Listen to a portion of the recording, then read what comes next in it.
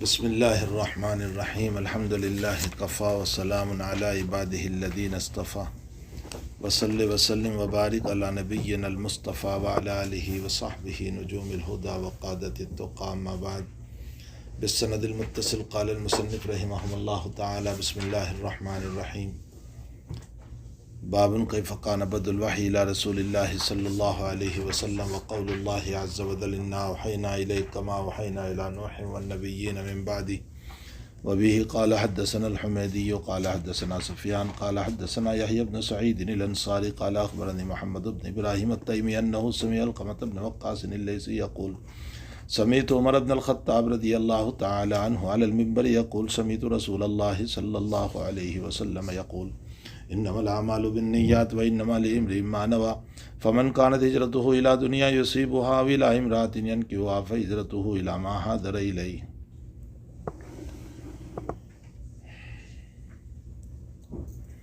امام بخاری رحمۃ اللہ علیہ نے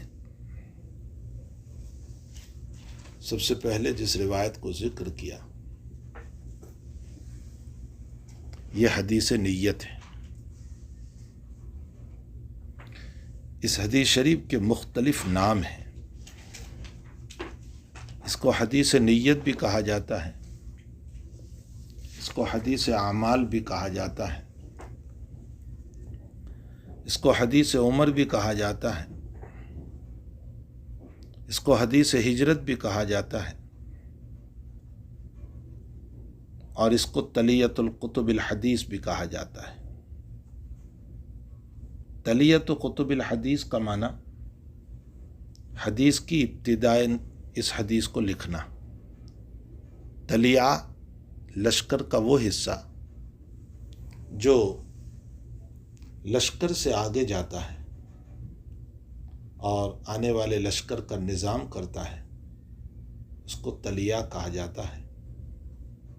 چونکہ نیت کا مدار ساری چیزوں پر ہے، نیت پر سارے اعمال کا مدار ہے، اس اعتبار سے اس کو تلیۃ قطب الحدیث بھی کہا گیا۔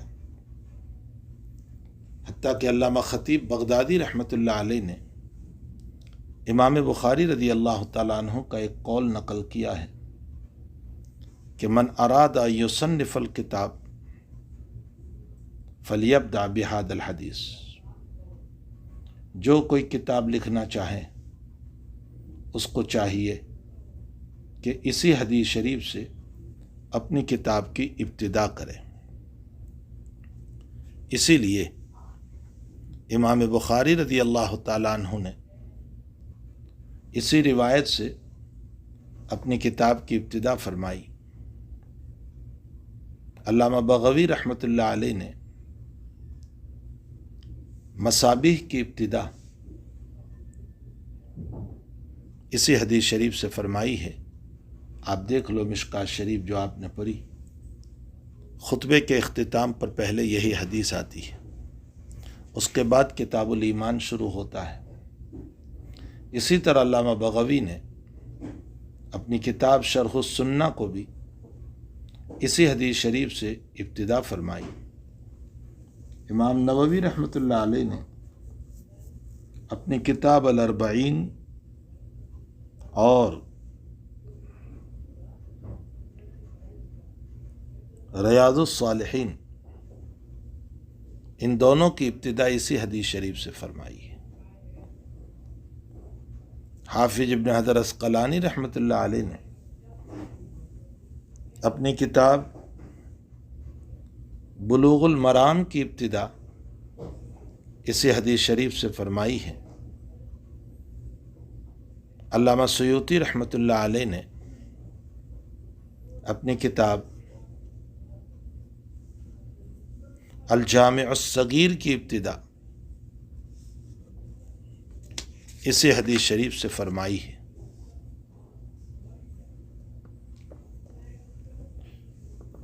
حضرت امام رضی اللہ تعالیٰ عنہ نے بھی جب اپنی کتاب کا آغاز فرمایا تو آپ نے بھی اسی حدیث شریف سے ابتدا فرمائی۔ امام رحمۃ اللہ علیہ کے استاد اس کے اندر حمیدی ہے۔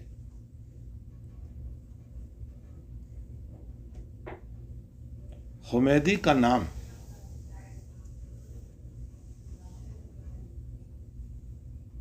عبداللہ ابن زبیر ہے۔ ان کا انتقال 219 میں ہوا۔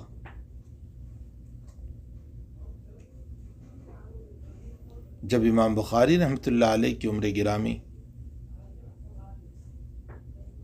25 سال کی تھی۔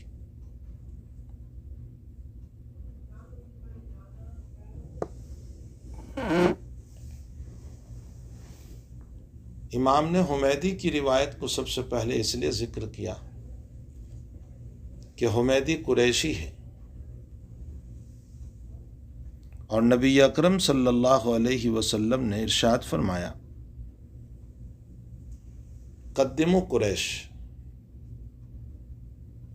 ولا تقدموها، قریش کو مقدم رکھو اور کسی کو ان پر مقدم نہ کرو۔ رواہ الطبرانی۔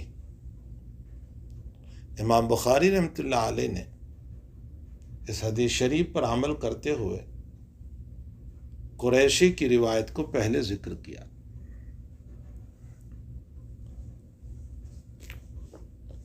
قال حدثنا سفیان، یہ سفیان ابن عیینہ ہے۔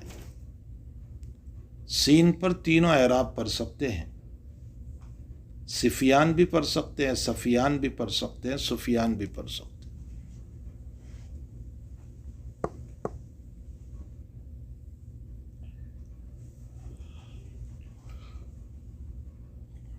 دوسرا نقطہ یہاں یہ ہے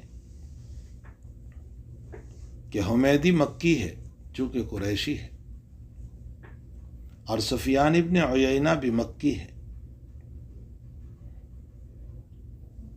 تو امام بخاری رضی اللہ تعالیٰ عنہ نے پہلی روایت کو مکی راویوں سے شروع کیا، اور دوسری روایت جو امام بخاری پیش کریں گے اس میں امام بخاری کے استاذ امام مالک، استاذ الاستاذ امام مالک رحمۃ اللہ علیہ ہے، اور امام مالک مدنی ہے۔ آپ نے پہلی حدیث مکی راوی سے لا کر اور دوسری حدیث مدنی راوی سے لا کر اشارہ کیا کہ وحی کی ابتدا مکے میں ہوئی اور اس کا تسلسل رہا یہاں تک کہ مدینہ شریف میں اس کا اختتام ہوا۔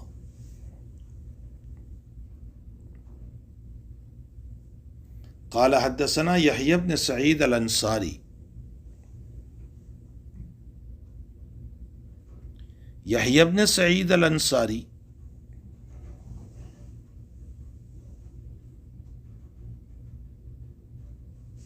کے بعد اس روایت کے ناقلین بہت ہو گئے۔ یحیی بن سعید الانصاری تک اس روایت کو نقل کرنے والے ہر دور میں ایک رہے۔ نبی اکرم صلی اللہ علیہ وسلم سے حضرت عمر اکیلے ہیں، اور عمر سے علقمہ اکیلے ہیں، اور علقمہ سے محمد ابن ابراہیم التیمی اکیلے ہیں، اور محمد ابن ابراہیم التیمی سے یحیی بن سعید الانصاری اکیلے ہیں۔ تو یحیی بن سعید الانصاری تک تو ایک ایک راوی ہے۔ یحیی بن سعید کے بعد اس روایت کے نقل کرنے والے بہت سارے ہو گئے۔ اس کا مطلب یہ نکلا کہ یحیی بن سعید تک یہ روایت غریب ہے، اور آپ جانتے ہیں کہ کسی بھی طبقے میں ایک راوی آ جائیں تو وہ روایت غریب ہو جاتی ہے۔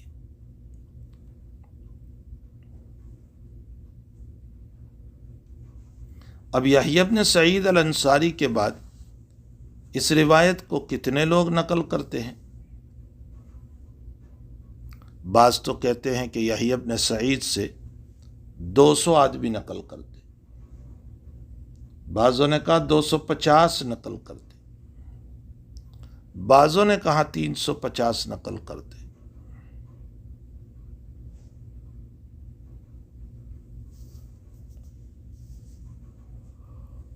اور بعضوں نے 700 تک کہا۔ ابو اسماعیل حروی رحمۃ اللہ علیہ فرماتے ہیں کہ یحییٰ بن سعید الانصاری سے 700 افراد نقل کر رہے ہیں۔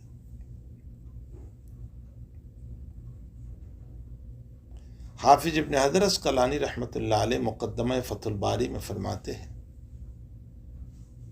کہ میں نے 3000 کتابیں کھنگال ڈالی، مجھے 70 سے زیادہ نہیں ملے، 70 سے زیادہ نہیں ملے۔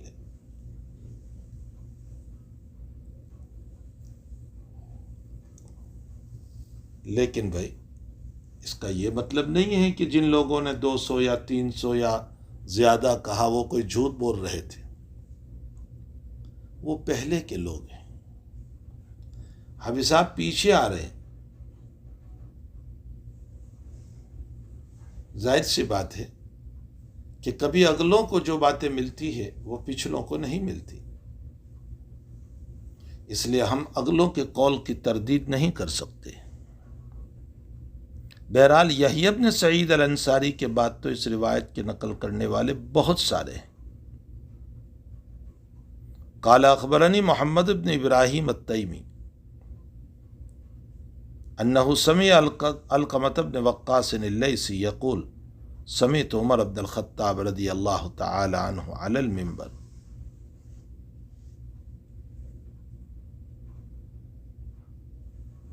یہ حدیث سداسی فی حکم الرباعی ہے۔ سداسی فی حکم الرباعی کا مطلب یہ ہے کہ ویسے تو 6 راوی ہے، لیکن طبقے کے اعتبار سے 4 ہو جاتے ہیں۔ کیسے؟ دیکھو سند: حمیدی 1، سفیان 2، اور یحییٰ بن سعید الانصاری جو ہیں وہ بھی تابعی، محمد ابن ابراہیم التیمی وہ بھی تابعی، اور علقمہ ابن وقاص اللیثی یہ بھی تابعی، تینوں تابعی۔ تو ہے 3 راوی لیکن طبقہ ایک ہی ہوا۔ سمجھ میں آئے؟ یہ تینوں تابعی ہے۔ تو ایک حمیدی ہو گئے، دوسرے سفیان ابن عیینہ 2، اور یہ تینوں ملا کر 1، تو 3 ہو گئے، اور عمر بن الخطاب 4۔ تو ویسے راوی 6 ہیں لیکن فی حکم الرباعی ہے۔ سمجھ میں بھی آیا؟ تو یہ حدیث سداسی فی حکم الرباعی ہے۔ علامہ ابن مندہ کی تحقیق پر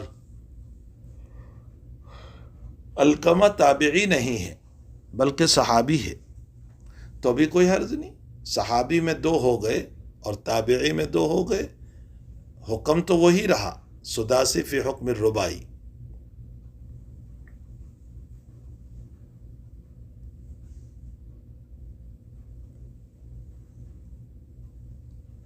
ان عمر بن الخطاب رضی اللہ تعالی عنہ، سمعت عمر بن الخطاب رضی اللہ تعالی عنہ۔ حضرت عمر بن الخطاب رضی اللہ تعالی عنہ خلیفہ ثانی ہیں، قدیم الاسلام ہیں، مہاجرین میں سے ہیں۔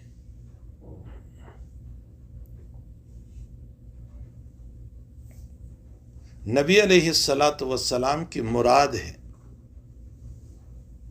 ایک مرید ہوتا ہے، ایک مراد ہوتا ہے۔ مرید وہ ہے جو خود جاتا ہے، مراد وہ ہے جس کو پیر مانگتا ہے۔ حضرت نے 2 آدمیوں کے لیے دعا کی تھی، عمرو بن ہشام، ابو جہل، اور عمر بن الخطاب۔ تو عمر کے لیے دعا قبول ہوئی، تو نبی کی مراد ہے۔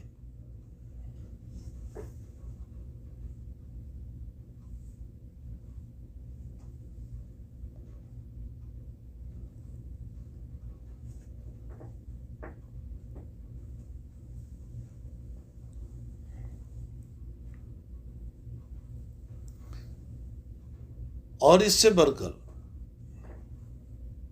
عشرہ مبشرہ میں سے جن 10 صحابہ کرام کو نبی اکرم صلی اللہ علیہ وسلم نے جنت کی بشارت سنائی، ان میں حضرت عمر بھی ہے۔ اس کو یاد کرنے کے لیے ایک شعر یاد کر لو تو عشرہ مبشرہ کے نام یاد ہو جائیں گے۔ لقد بشر الحادی من الصحب عشرہ، لقد بشر الحادی من الصحب عشرہ بجنات عدن كلهم فضله اشتہرا، بجنات عدن كلهم فضله اشتہرا۔ البتہ تحقیق کے ہادی علیہ السلام نے بشارت سنائی، لقد بشر الحادی من الصحب عشرہ، صحابہ میں سے 10 صحابہ کو، بجنات عدن، دوسرا مصرع، کلہم فضلہ اشتہرا، جنت عدن کی سب کے سب مشہور و معروف ہے۔ سعید زبیر سعد طلحۃ عامر، سعید زبیر سعد طلحۃ عامر، ابو بکر عثمان ابن عوف علی عمر، ابو بکر عثمان ابن عوف علی عمر۔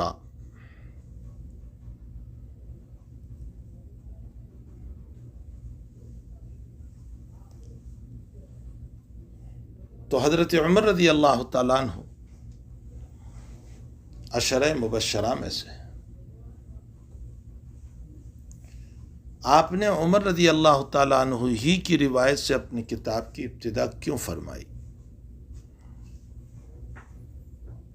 ایک جواب تو یہ ہے کہ امام بخاری رضی اللہ تعالیٰ عنہ حدیث نیت سے ابتدا کرنا چاہتے تھے، اور حدیث نیت حضرت عمر رضی اللہ تعالیٰ عنہ کے علاوہ کسی سے منقول نہیں ہے۔ ہاں اس کے ہم معنی روایت ہے یا ضعیف سند کے اعتبار سے اور راویوں سے بھی ہے، جیسا کہ میں آگے چل کر آپ کو بتاؤں،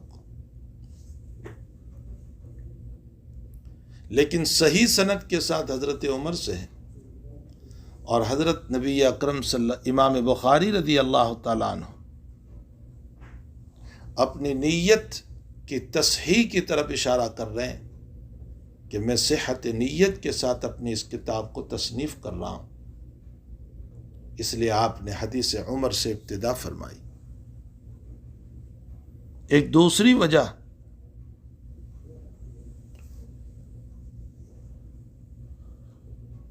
حضرت عمر رضی اللہ تعالیٰ عنہ کو علوم نبوت سے بڑی مناسبت تھی۔ ایک مرتبہ نبی اکرم صلی اللہ علیہ وسلم نے خواب دیکھا کہ میں نے اتنا دودھ پیا کہ میری انگلیوں سے نکلنے لگا، اور جو دودھ پیالے میں بچ گیا میں نے عمر کو دے دیا۔ پوچھا تعبیر کیا ہے؟ فرمایا علم۔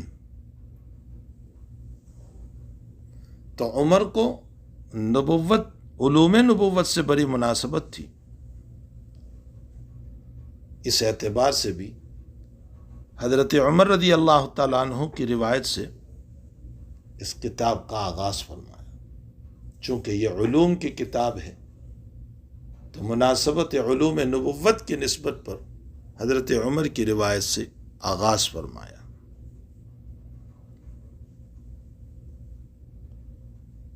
صحیح سند کے ساتھ یہی روایت ہے حضرت عمر سے، باقی ضعیف سند کے ساتھ اور صحابہ سے بھی یہ روایت منقول ہے۔ مثلا ابو سعید خدری رضی اللہ تعالیٰ عنہ سے یہ روایت، علامہ خطابی رحمۃ اللہ علیہ نے نقل فرمائی ہے، حضرت انس رضی اللہ تعالیٰ عنہ سے یہ روایت ابن عساکر نے نقل کی ہے، حضرت ابو ہریرہ رضی اللہ تعالیٰ عنہ سے یہ روایت علامہ رشید الدین عطار نے نقل فرمائی، اور حضرت علی رضی اللہ تعالیٰ عنہ سے یہ روایت شاہ ولی اللہ صاحب رحمۃ اللہ علیہ نے مسلسلات میں نقل کی ہے، لیکن اس میں روات شیعہ ہے۔ اسی لیے میں نے آپ کو بتایا کہ اصل بات یہ ہے کہ صحیح سند کے ساتھ تو یہ روایت حضرت عمر ہی سے ہے، باقی ضعیف سند کے ساتھ یہ روایت اور بھی صحابہ سے منقول ہے۔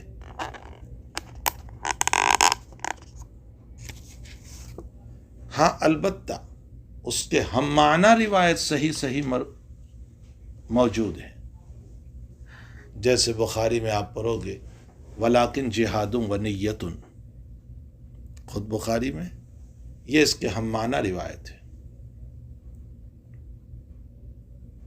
اور بھی اس کے علاوہ ہم معنی روایت موجود ہیں اور وہ صحیح روایات ہیں۔ واللہ سبحانہ وتعالی عالم۔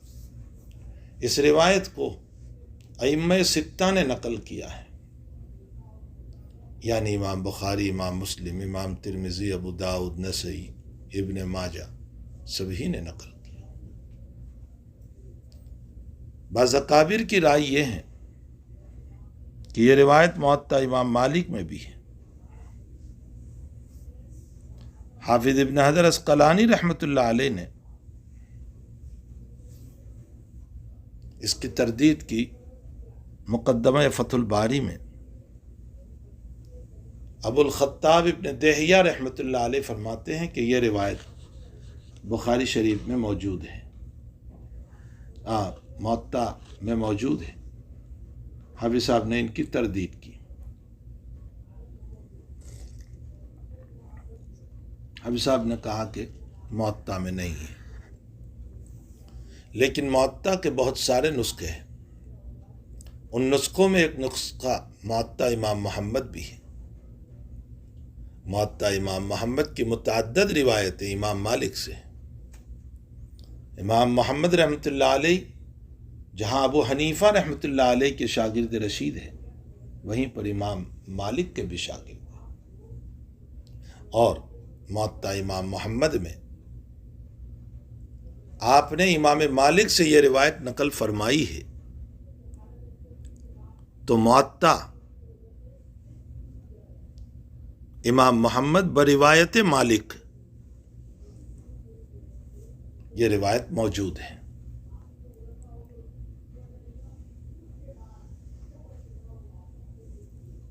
پھر یہ روایت اپنی جگہ بہت انتہائی درجہ اہمیت کے حامل ہے۔ آپ نے ابو داؤد شریف کے شروع میں پڑھا ہوگا کہ امام ابو داؤد رحمۃ اللہ علیہ فرماتے ہیں فی قول 5 لاکھ وفی قول 6 لاکھ احادیث میں سے میں نے 4 روایتوں کا انتخاب کیا جس پر پورے دین کا مدار ہے۔ یہ امام ابو داؤد سجستانی رحمۃ اللہ علیہ کا قول ہے کہ میں نے 6 لاکھ حدیثوں میں سے 4 حدیثوں کا انتخاب کیا جس پر دین کا مدار ہے۔ اس میں پہلی روایت یہی ہے انما الاعمال بالنیات وانما لامرئ ما نوى۔ دوسری روایت من حسن اسلام المرء ترکہ ما لا یعنی، من حسن اسلام المرء ترکہ ما لا یعنی۔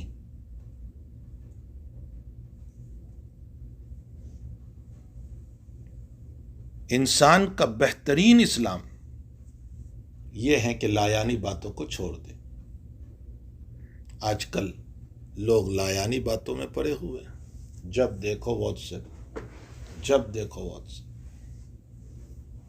عبث اور بیکار وقت ضائع ہو رہا ہے۔ اتنی دیر قرآن پڑھ لو، اتنی دیر تسبیح پڑھ لو، اتنی دیر خیر کا کام کر لو، اتنی دیر کوئی سبق پڑھ لو۔ تعجب یہ ہے کہ کسی زمانے میں صبح میں اٹھتے تھے تو ہاتھ سیدھا رومال پر جاتا تھا، مسواک پر جاتا تھا۔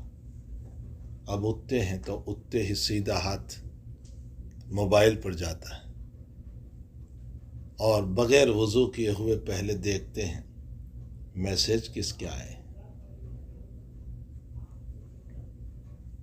من حسن اسلام المرء ترکہ ما لا یعنی، لایانی باتوں سے بچوں اپنے آپ کو بچاؤ، عبث باتوں سے اپنے آپ کو بچاؤ۔ وقت ضائع ہوتا ہے اس میں اور کوئی فائدہ نہیں۔ حافظ ابن حجر عسقلانی کے باب میں لکھا ہے، وہ خود فرماتے کہ اس زمانے میں لکڑی کا جو ہے قلم چلتا تھا، وہ روشنائی میں دبو دبو کر لکھتے تھے، تو لکھتے لکھتے قلم کا نوک جو ہے وہ ختم ہو جاتا تھا، تو پھر نوک بناتے تھے، اس کو قط بنانا کہتے اردو میں، قط بناتے تھے۔ فرمایا جتنی دیر میں قط بناتا تھا اتنی دیر میں تسبیح پڑھ لیا کرتا تھا، تاکہ میرا اتنا وقت بھی ضائع نہ ہو۔ اولئک آبائی فجئنی بمثلہم، یہ ہمارے بڑے ہیں، اس کا کوئی نمونہ پیش نہیں کر سکتا۔ تو امام ابو داؤد رحمۃ اللہ علیہ فرماتے ہیں کہ دوسری روایت من حسن اسلام المرء ترکہ ما لا یعنی،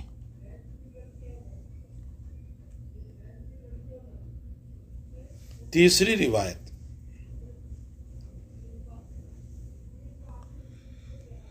لا یکون العبد مؤمنا حتی یرضی لأخیہ ما یرضی لنفسہ، یہ تو ابو داؤد کی روایت ہے، اور بخاری کی روایت میں پڑھو گے حتی یحب لأخیہ ما یحب لنفسہ،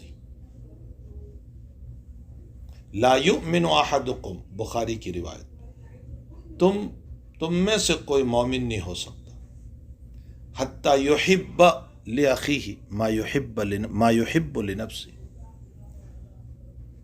جو چیز اپنے لیے پسند کرتے ہو وہ اپنے بھائی کے لیے پسند کرو۔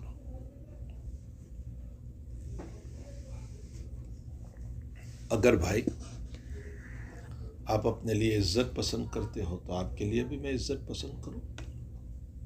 یہ کیا ہے کہ مجھے عزت ملے، آپ کو ذلت ہی ملے؟ اگر میں یہ چاہتا ہوں کہ کوئی میری برائی نہ کرے، میں آپ کے باب میں بھی یہ سوچوں کہ کوئی آپ کی برائی نہ کرے۔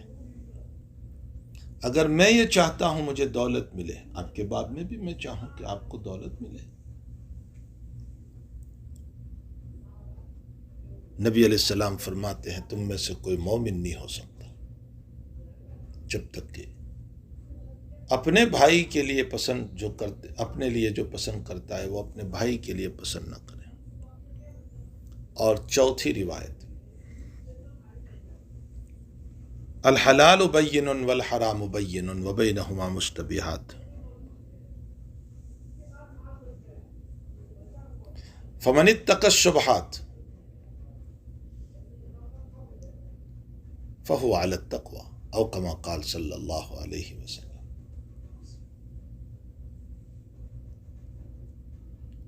حلال بھی واضح ہیں، حرام بھی واضح ہیں، اور ان دونوں کے درمیان مشتبہ چیزیں، شبہ والی، جو شبہ سے بچے گا اللہ اس کو تقوی نصیب فرمائیں گے۔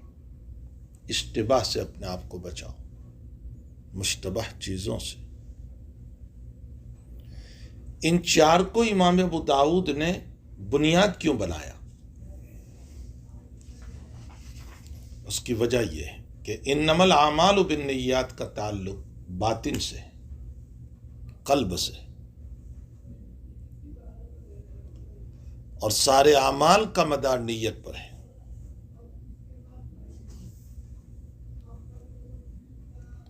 نمبر 2، من حسن اسلام المرء ترکہ ما لا یعنی، ترک معاصی کی طرف اشارہ کیا۔ جب لا یعنی باتوں کو چھوڑنا ہے تو گناہ تو بطریق اولا چھوڑنا ہے۔ نمبر 3، لا یؤمن احدکم حتی یحب لاخیہ ما یحب لنفسہ، حسن اخلاق کی طرف اشارہ کیا، اچھے اخلاق۔ اور نمبر 4، الحلال بین والحرام بین، رزق حلال کی طرف اشارہ کیا۔ سارے دین کا خلاصہ آ گیا۔ اس لیے امام ابو داؤد رحمۃ اللہ علیہ فرماتے ہیں کہ تمام روایتوں کا خلاصہ یہ 4 حدیث ہیں۔ ان 4 حدیثوں کے اندر حضرت امام رحمۃ اللہ علیہ نے سب سے پہلے جس حدیث کو بیان کیا وہ یہی حدیث ہے، انما الاعمال بالنیات۔ امام شافعی رحمۃ اللہ علیہ فرماتے ہیں کہ اس حدیث شریف میں نصف علم ہے، اس لیے کہ علم کا تعلق باطن سے ہے یا ظاہر سے ہے؟ ظاہر سی بات ہے باطن سے ہے، یا تو پھر ظاہر سے ہوگا، ہاتھ سے، پاؤں سے۔ اور نیت کا تعلق باطن سے ہے تو ظاہر نصف ہوا، باطن نصف ہوا۔ اس اعتبار سے نصف علم اس کو قرار دیا۔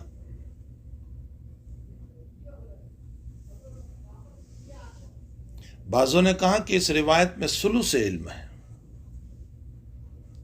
حافظ ابن حجر عسقلانی رحمۃ اللہ علیہ نے بعض اکابر سے نقل کیا ہے کہ اس روایت سے 72 علوم نکلتے ہیں، انما الاعمال بالنیات سے 72 علوم نکلتے ہیں۔ سمعت عمر بن الخطاب رضی اللہ تعالی عنہ علی المنبر یقول سمعت رسول اللہ صلی اللہ علیہ وسلم علی المنبر۔ منبر کب بنا؟ راجح قول پر منبر 8 یا 9 میں بنا ہے۔ منبر رسول صلی اللہ علیہ وسلم جو ہے 9 میں بنا ہے۔ اس کی وجہ یہ ہے کہ منبر بنانے کے لیے لکڑیاں لانے والے جو ہیں وہ حضرت عباس، سہل بن سعد اور تمیم داری، یہ تینوں آدمی ہیں، اور یہ تینوں معین اور مددگار تھے جنگل سے لکڑیاں لانے میں۔ اور حضرت عباس کی آمد سن 8 میں ہوئی، فتح مکہ کے موقع پر مدینہ شریف، اور تمیم داری سن 9 میں آئے۔ تو ظاہر سی بات ہے کہ جب ان لوگوں کے ساتھ رہ کر منبر بنا ہے تو لامحالہ ماننا پڑے گا کہ منبر سن ہجری 9 میں بنا۔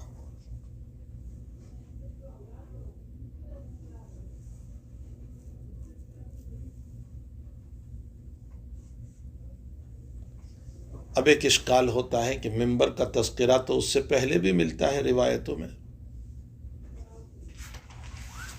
مثلا حضرت عائشہ رضی اللہ تعالی عنہا پر جب الزام لگا تھا غزوہ بنو المستلق کے موقع پر،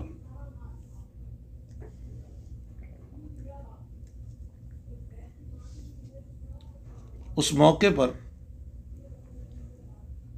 حضرت منبر پر تشریف لائے، بخاری شریف میں ہے،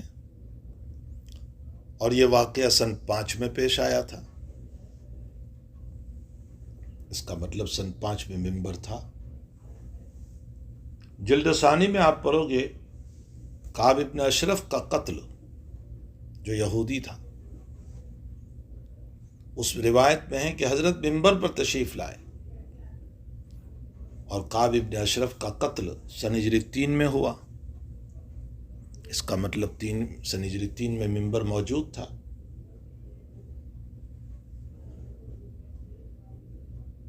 اس سے پہلے بعض روایتوں میں یہ پتہ چلتا ہے کہ تحویل قبلہ کے موقع پر حضرت منبر پر تشریف لائے،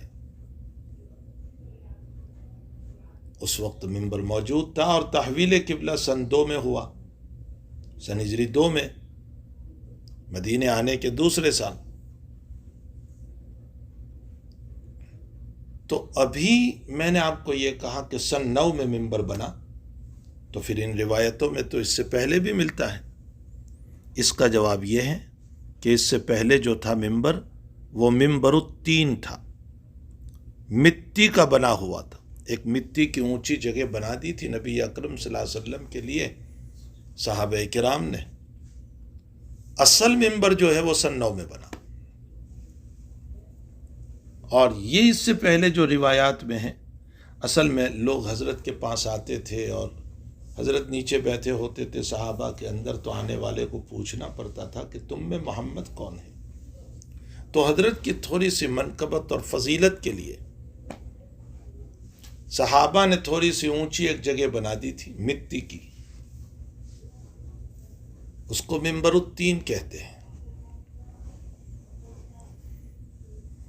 باقی اصل ممبر سن 9 میں بنا ہے، اس لیے کہ سہل بن سعد سن 9 کے اندر قریباً 12 سال کے تھے۔ اگر آپ اس سے پہلے ممبر مانو گے تو 4-5 سال کا بچہ کیا کام کر سکتا ہے؟ اور عباس تشریف لائے سن 8 میں فتح مکہ کے موقع پر، اور تمیم داری تشریف لائے سن 9 میں۔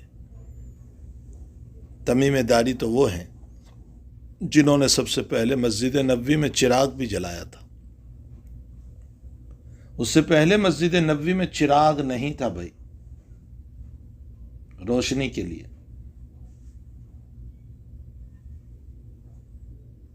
کچھ سمجھ میں آ رہا ہے؟ اس کا مطلب سن 9 تک مسجد میں چراغ نہیں تھا، لیکن قلب رسول کی روشنی ضرور تھی صلی اللہ علیہ وسلم۔ سب سے پہلے تمیم داری نے مسجد نبوی میں سن 9 میں چراغ جلایا تھا۔ آج کل مسجدیں کمکموں سے روشن ہوتی ہیں، لیکن دل تاریکیوں سے بھرے ہوئے۔ اس وقت کی مسجد کچی بھی تھی، روشنی بھی نہیں تھی، چراغ بھی نہیں تھا، کتے بھی آتے جاتے تھے مسجد نبوی میں۔ آگے چل کر آپ پڑھو گے، جہاں امام بخاری استدلال کریں گے کہ کتے کا لعاب پاک ہے، بخاری کے وہاں پاک ہے، وہاں استدلال کریں گے کہ کتے مسجد نبوی میں آتے جاتے تھے، دروازے بھی نہیں تھے مسجد نبوی کے، لیکن نمازی بڑے پکے تھے، اور اتنے پکے تھے کہ ان کی دعاؤں پر چند ہزار صحابہ کو اللہ کامیابی دیتا تھا۔ اور آج اربوں خربوں مسلمان ہیں، دنیا میں 52 ممالک ہیں جو مسلمان کے نام پر ہیں، اور غلاف کعبہ پکڑ کے رو رہے ہیں لوگ، لیکن رحمت اترتی ہوئی نظر نہیں آتی۔ اس کی وجہ یہ ہے کہ دل اندھیرے ہو چکے، تاریک ہو چکے، ظلمات سے بھر چکے۔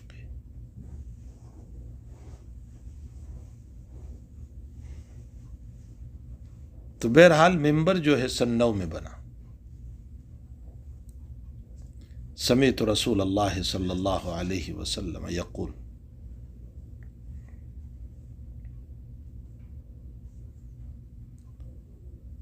حضور پاک صلی اللہ علیہ وسلم نے ارشاد فرمایا، انما الاعمال بالنیات۔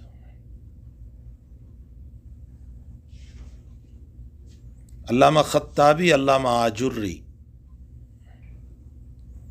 علامہ بغوی رحمۃ اللہ علیہ،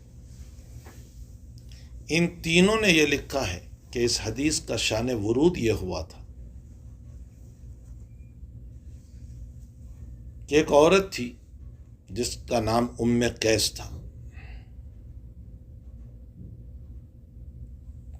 اور وہ مکے سے ہجرت کر کے آئی۔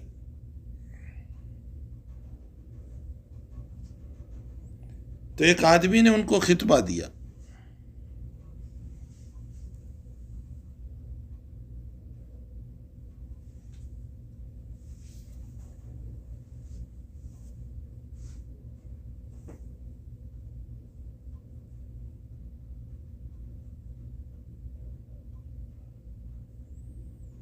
تو اس عورت نے یوں کہا کہ پہلے تم مدینے کی ہجرت کر لو،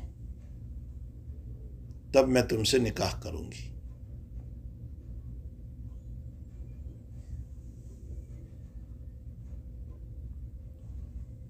تو اس صحابی نے نکاح کی نیت سے ہجرت کی۔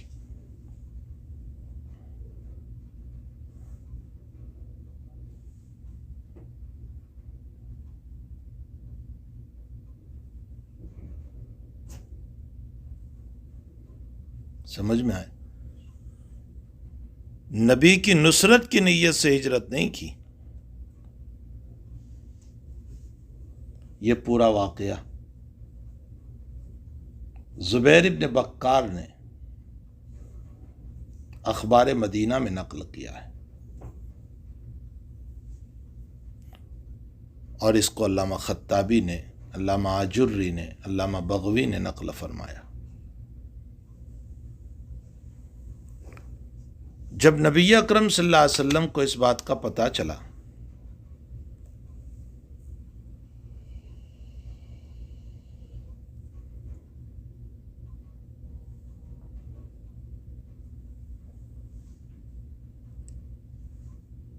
تو حضرت نبی اکرم صلی اللہ تعالی علیہ وسلم نے یہ روایت ارشاد فرمائی کہ انما الاعمال بالنیات، تمام اعمال کا مدار نیت پر ہے، وانما لامرئ ما نوی، انسان کو وہی ملے گا جو اس کی نیت ہوگی۔ اگر اس نے اللہ اس کے رسول کے لیے ہجرت کی تو ثواب ملے گا، اور اگر اس نے دنیا کے لیے یا عورت کے لیے ہجرت کی تاکہ نکاح کر لے تو وہی چیز ملے گی، دنیا ملے گی، عورت ملے گی۔ فہجرتہ الی ما ہاجر الیہ۔ اس لیے ان صحابی کو مہاجر ام قیس کہا جاتا ہے۔ لیکن عجیب و غریب بات یہ ہے کہ روایت میں کہیں بھی ان کا نام نہیں۔ وہ کون صحابی تھے؟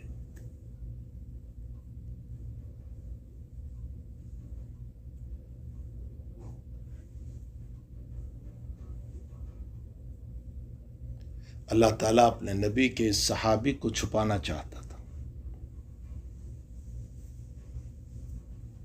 اس لیے ان کا نام نہیں آیا، البتہ ان کو مہاجر ام قیس کہا جانے لگا۔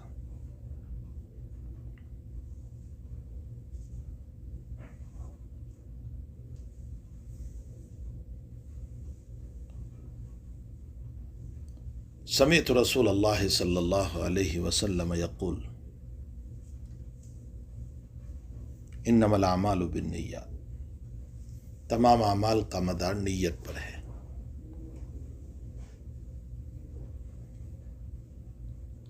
اس مسئلے میں اتفاق ہے کہ عبادت میں نیت کا اعتبار ہے، معاصی میں نہیں۔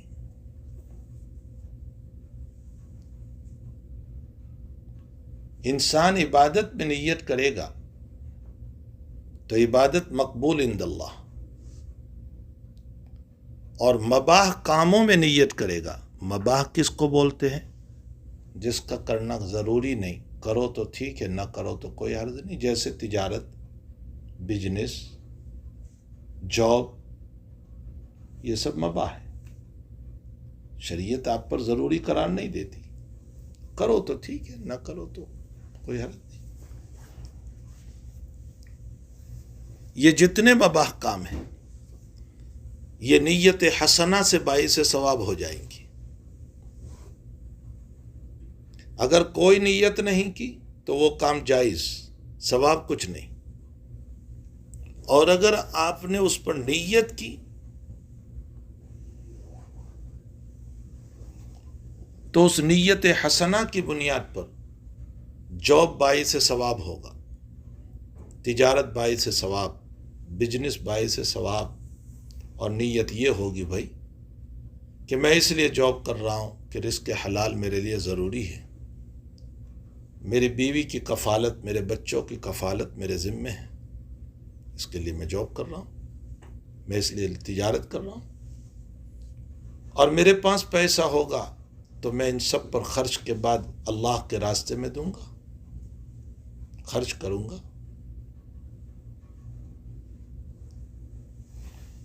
تو عبادت تو اپنی جگہ، نیت ضروری ہے، لیکن مباحات میں نیت کرنے کی بنیاد پر وہ امور حسن بن جاتے ہیں، باعث ثواب ہو جاتے ہیں۔ لیکن معاصی میں نیت حسنہ کی بنیاد پر گناہ کا کام نیکی نہیں بنتا۔ اگر آپ نے گناہ کے کام پر نیکی کی نیت کی تو نیکی کی نیت سے گناہ کا کام نیکی نہیں بنے گا۔ وجہ سنو، مثلا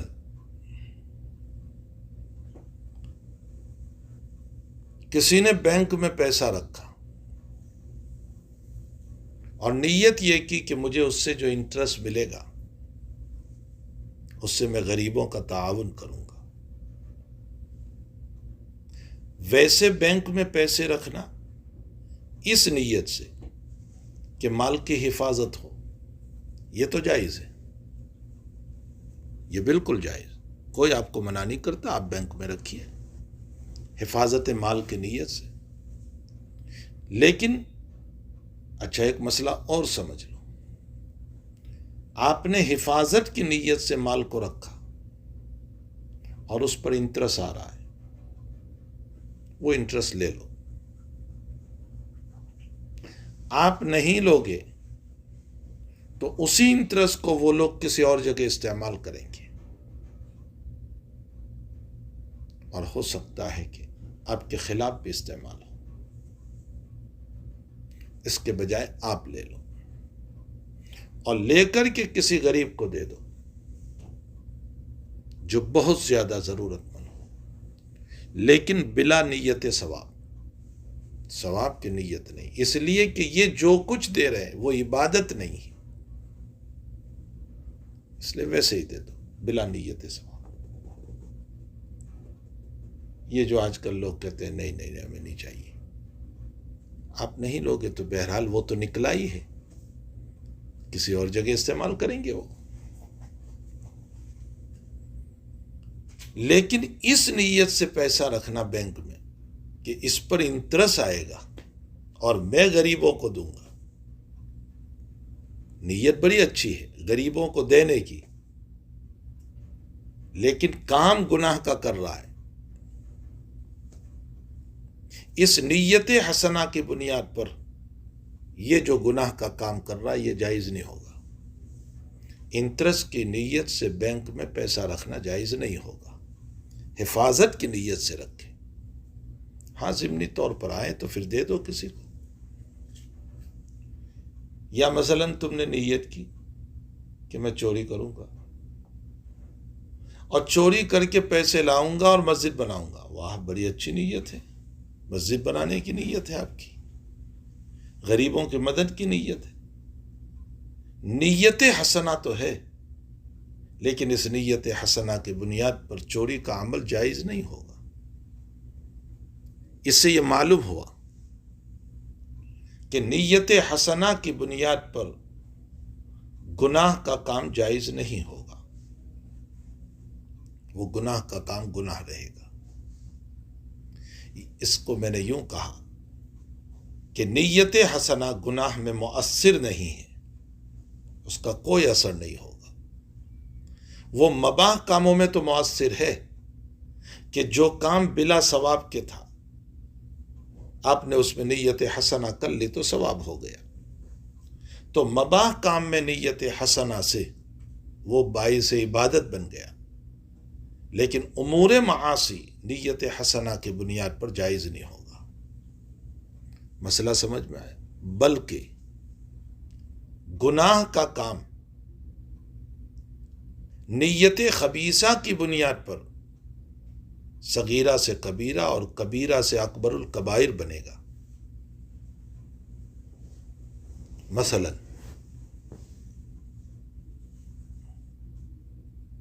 ایک انسان نے اپنے پڑوسی کی عورت سے غلط تعلق قائم کیا، گناہ ہوا؟ پھر ناجائز تعلقات حرام تک پہنچے، مزید گناہ ہوا۔ پھر دل میں نیت یہ کی ہے کہ حرام کی اولاد پیدا کروں، دیکھو نیت، اور گناہ شدید ہوا۔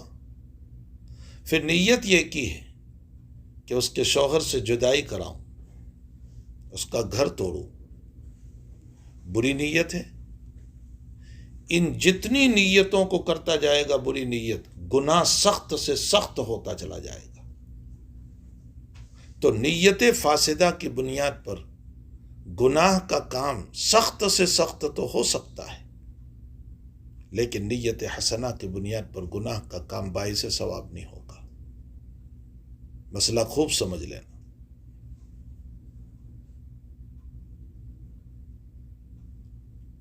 دوسری بات، انما الاعمال بالنیات، تمام اعمال کا مدار نیت پر ہے۔ جمہور علماء کرام نے اس سے تمام اعمال کو مراد لیا کہ جو بھی عمل کرو اس میں نیت ہوگی۔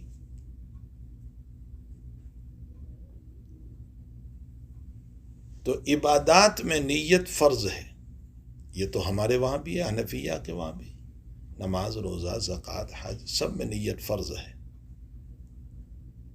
بغیر نیت کے نماز ہی نہیں ہوگی۔ اور نیت کے ذریعے سے عمل میں فرق بھی ہوتا ہے، ظہر کی بھی 4 رکعتیں، عصر کی بھی 4 رکعتیں، دونوں ایک ہی ہے، فرق تو نیت ہی سے ہوگا، باقی اور تو کوئی فرق ہے نہیں دونوں میں۔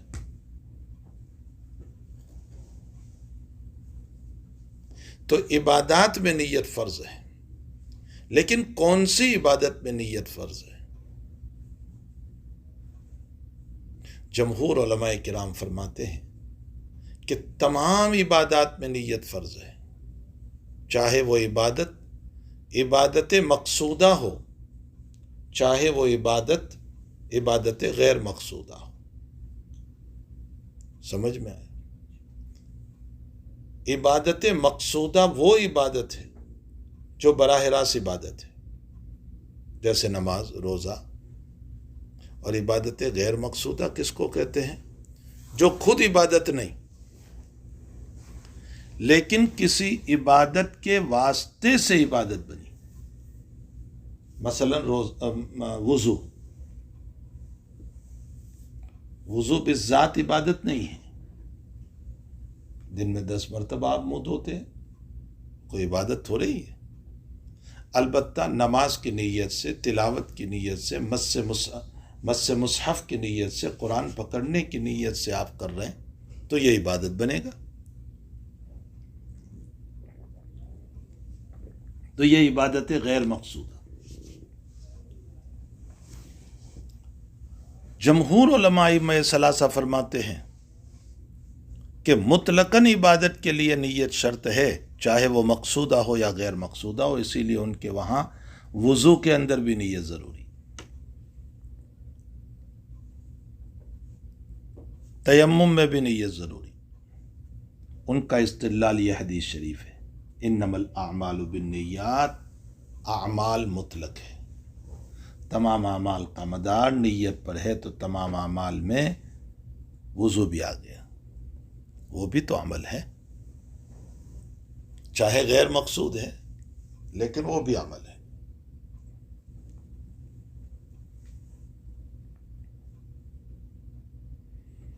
حنفیہ رحمہم اللہ تعالی فرماتے ہیں کہ عبادت غیر مقصودہ میں نیت ضروری نہیں، یاد رکھنا، سنت ہے، ضروری نہیں۔ وضو میں نیت ضروری نہیں، بلا نیت کے بھی وضو ہو جائے گا۔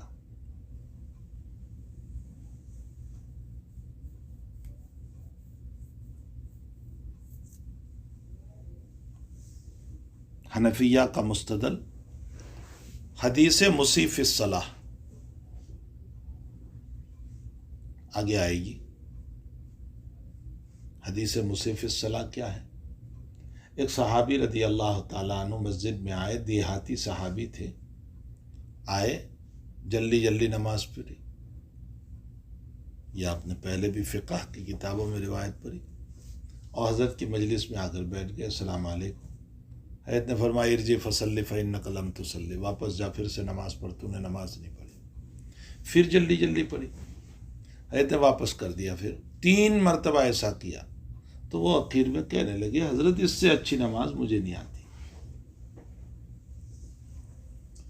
تو نبی اکرم صلی اللہ علیہ وسلم جب اس کو نماز سکھانے لگے تو پہلے وضو سکھایا، اور جب وضو سکھانے لگے تو نیت کا کوئی بیان نہیں کیا۔ یہ ہمارا مستدل ہے، کچھ سمجھ میں بھی آئے۔ تعلیم کے موقع پر نیت کا ذکر نہ کرنا یہ اس بات کی دلیل ہے کہ نیت ضروری نہیں۔ اگر نیت ضروری ہوتی تو نبی اکرم صلی اللہ علیہ وسلم ضرور پہلے نیت بتاتے کہ وضو سے پہلے نیت کرو۔ ہم نے حدیث مسیح فی الصلاح کی بنیاد پر وضو میں نیت کو ضروری قرار نہیں دیا۔ ضروری نہیں، میں بار بار بول رہا ہوں، سنت ہے، بالکل ہم منع نہیں کر رہے ہیں، سنت ہے، ضروری نہیں۔ پھر آگے احناف یہ کہتے ہیں لیکن تیمم میں نیت ضروری ہے۔ امام ظفر کہتے ہیں تیمم میں بھی نہیں۔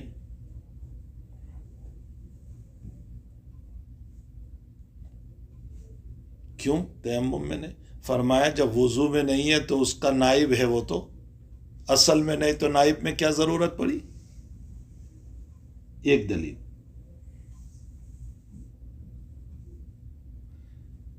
ہم نے یوں کہا کہ وضو میں تو اس لیے نیت ضروری نہیں کہ وَأَنزَلْنَا مِنَ السَّمَاءِ مَاءً طَهُورًا،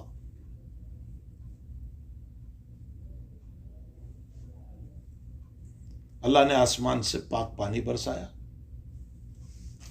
تو بھائی پاک پانی بدن سے لگے گا تو بدن کو پاک کر دے گا، اس لیے وضو مفتاح الصلاح بن گئی۔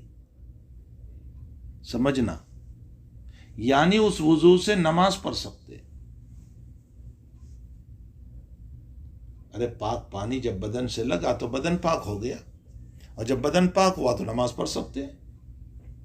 لیکن نیت نہ کرنے کی بنیاد پر ثواب نہیں ملے گا۔ نماز پڑھ سکتے حنفیہ کے وہاں، ثواب نہیں ملے گا۔ جمہور کے وہاں بھائی نماز ہی نہیں پڑھ سکتے، اس لیے کہ ان کے وہاں نیت ضروری ہے۔ فرق سمجھنا، ہمارے وہاں نماز ہو جائے گی، ثواب نہیں ملے گا، ان کے وہاں نماز ہی نہیں ہوگی۔ وہ کہتے ہیں انما الاعمال بالنیات، تمام اعمال کا مدار نیت پر ہے۔ امام ظفر کہنے لگے کہ بھائی جب وَأَنزَلْنَا مِنَ السَّمَاءِ مَاءً طَهُورًا، جب پاک پانی بدن سے لگتا ہے تو نماز کے قابل ہو گئے، تو نبی علیہ السلام نے یہ بھی تو فرمایا ہے نا جُعِلَتْ لِيَ الْأَرْضُ مَسْجِدًا وَطَهُورًا، زمین کو پاکیزگی کا ذریعہ بنا دیا، تو پھر زمین بھی تو پاک ہی کر رہی ہے۔ پھر یہاں تیمم میں کیوں نیت ضروری ہو گئی؟ احناف نے اس کا جواب دیا کہ اصل میں مٹی ملوث کرنے والی ہے بدن کو، مٹی سے پاکی نہیں ہوتی، مٹی سے اور زیادہ بدن ملوث ہوتا ہے۔ تو اب مٹی کو پاکی کی بنانے کے لیے نیت کرنا پڑے گا۔ نیت کرو تو مٹی طاہر و مطہر بنے گی، ورنہ تو نہیں بنے گی۔ اسی لیے جمہور یہاں کیا محذوف نکالیں گے؟ انما الاعمال بالنیات میں صحت الاعمال بالنیات، انما صحت الاعمال، اعمال صحیح ہوں گے نیت کی بنیاد پر۔ اور حنفیہ کیا نکالیں گے؟ ثواب الاعمال بالنیات، اعمال پر ثواب ملے گا نیت کی بنیاد پر۔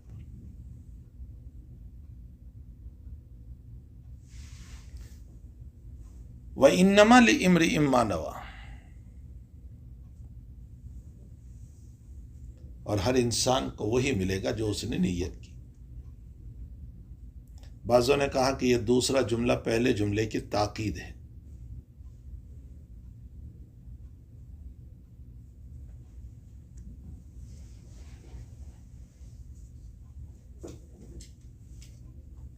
لیکن آپ نے مختصر المعانی میں ایک بات پڑھی کہ تاکید کے بجائے تاسیس اولا ہے۔ تاکید کا معنی تو جو پہلے میں بیان کیا وہی دوسرے میں، اور تاسیس کا معنی ہوتا ہے کوئی نیا معنی۔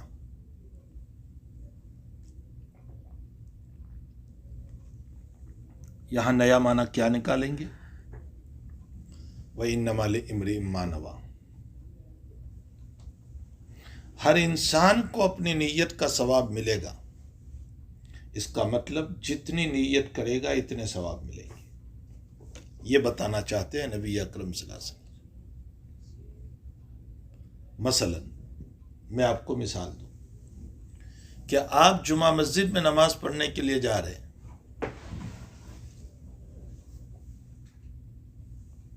اور آپ کی نیت یہ ہے کہ مسجد میں جمعہ بھی پڑھ لوں گا، ایک نیت ہو گئی۔ فلاں صاحب کہ وہاں انتقال ہوا ہے، ان کے بیٹے مل جائیں گے، تعزیت بھی کر لوں گا، دو نیت ہو گئی۔ فلاں صاحب بیمار ہیں، ان کی عیادت بھی کر لوں گا، بیمار پرسی بھی، تین نیت ہو گئی۔ عمل تو ایک ہی ہے، ارے گھر سے آپ مسجد آئے، عمل تو ایک ہی ہے، نیت تین ہے۔ اللہ تین نیتوں پر تین ثواب عطا فرمائے، یہ ہے مطلب وَإِنَّمَا لِامْرِئٍ مَّا نَوَىٰ، ہر انسان کو اس کے نیت کے مطابق اللہ عطا کرے گا۔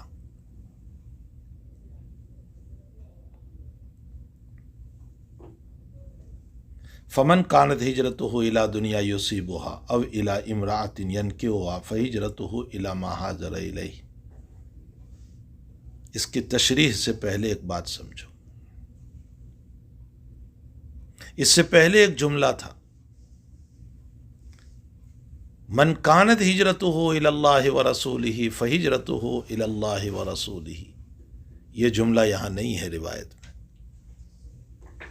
امام بخاری اس حدیث کو پوری بخاری شریف میں 7 جگہ لائے ہیں، 7، 6 جگہ یہ جملہ موجود ہے، یہی نہیں ہے۔ آخر یہ جملہ کیوں حذف ہو گیا؟ پہلا جملہ جو حدیث شریف کا ٹکڑا ہے،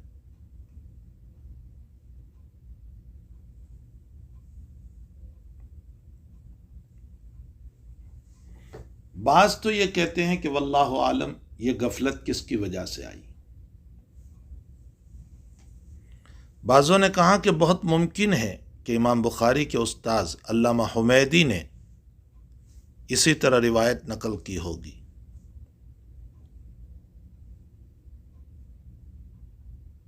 تو امام بخاری نے حمیدی سے جیسے سنا ویسے نقل کر دیا، لیکن اس پر اشکال یہ ہے کہ مسند حمیدی میں تو یہ روایت مکمل ہے۔ علامہ حمیدی جب اس روایت کو نقل کرتے ہیں تو مکمل ہے۔ تو یہ کہنا کہ حمیدی نے اسی طرح بیان کیا، یہ مسئلہ محل نظر ہے۔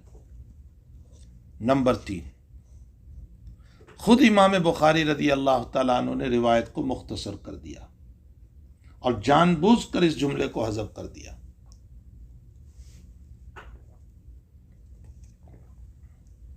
سوال یہ ہوتا ہے کہ حضرت نے کیوں حذف کیا؟ اس کا ایک جواب تو امام رحمۃ اللہ علیہ ایک مسئلے کی طرف اشارہ کرنا چاہتے ہیں جس کو اختصار فی الحدیث کا مسئلہ کہا جاتا ہے۔ آپ روایت میں اختصار کر سکتے ہیں؟ امام رحمۃ اللہ علیہ نے روایت کو مختصر کر کے بتا دیا کہ ہاں اختصار کر سکتے ہیں،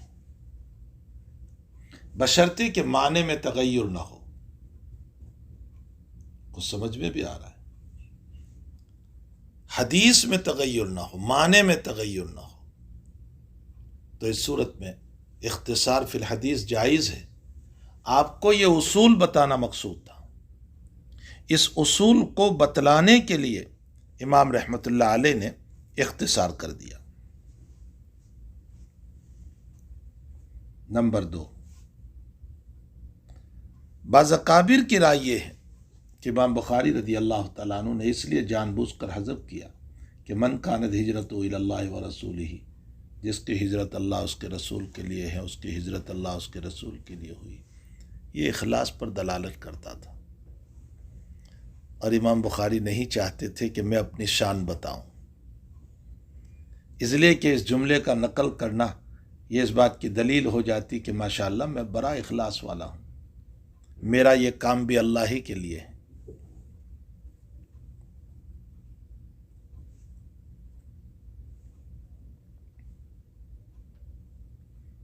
تو آپ نے بالقصد اپنی شان ظاہر نہ ہو، اپنا مقام کا مسئلہ نہ ہو، اس لیے آپ نے بالقصد اس جملے کو حذف کر دیا۔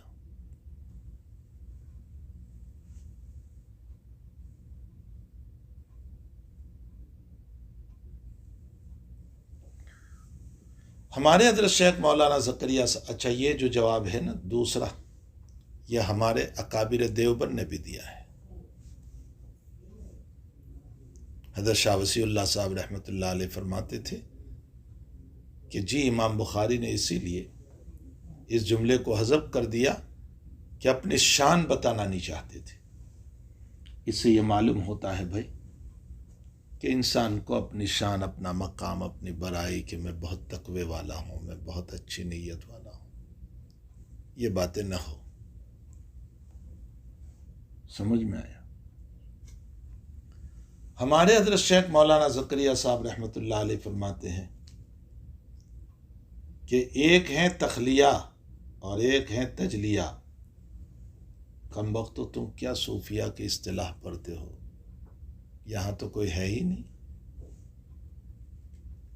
کہ جس کی کوئی خانقاہ بھی ہو کہ جہاں بیٹھ کر تم کچھ تصوف کے مسائل کو بھی سیکھو۔ تخلیہ کا معنی ہوتا ہے خالی کرنا، اور تجلیہ کا معنی ہوتا ہے روشن کرنا۔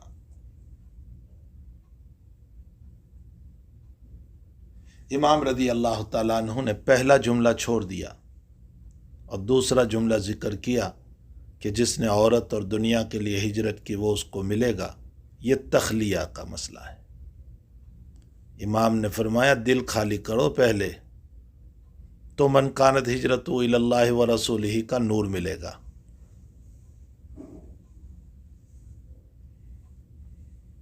جیسے ہمارے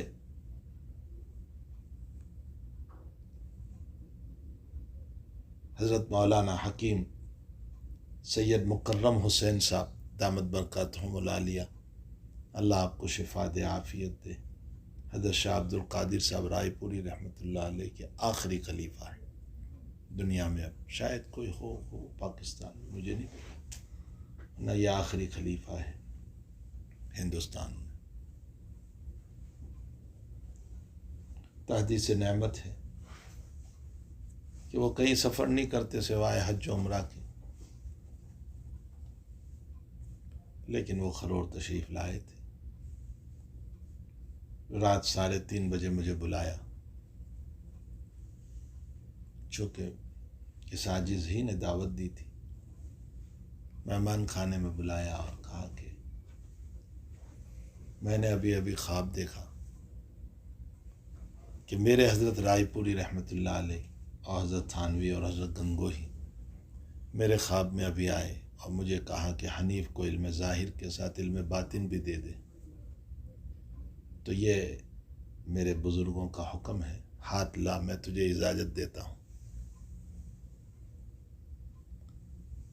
تو حضرت مولانا سید مکرم حسین صاحب حکیم بھی ہیں، ان کا مطلب بھی چلتا ہے، اب تو صاحب فراش ہے، بہت عمر ہو گئی۔ تو حضرت کے پاس جب کوئی دوا لینے جاتا ہے تو پہلے اسہال کی دوا دیتے ہیں۔ اسہال جانتے ہیں؟ ڈائریا، تاکہ پیٹ صاف ہو جائے، اس لیے کہ پیٹ کی گندگی کے ساتھ کتنی ہی اچھی دوا ڈالو کوئی فرق نہیں پڑے گا،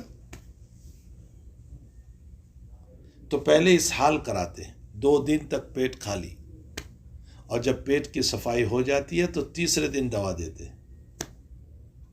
تو یہ ہے پہلے تخلیہ کرو پھر تجلیہ کرو۔ تو من کانت ہجرت الی دنیا و الی امرأۃ سے تخلیہ کرو، تب جا کر من کانت ہجرت الی اللہ و رسولہ کا تجلیہ نصیب ہوگا۔ امام بخاری یہ اصول سمجھانا چاہتے تھے، اس لیے امام نے جملہ اولا کو یہاں پر حذف کر دیا۔ اس پر کچھ باتیں کل پھر پڑھ لیں گے، واللہ سبحانہ وتعالی۔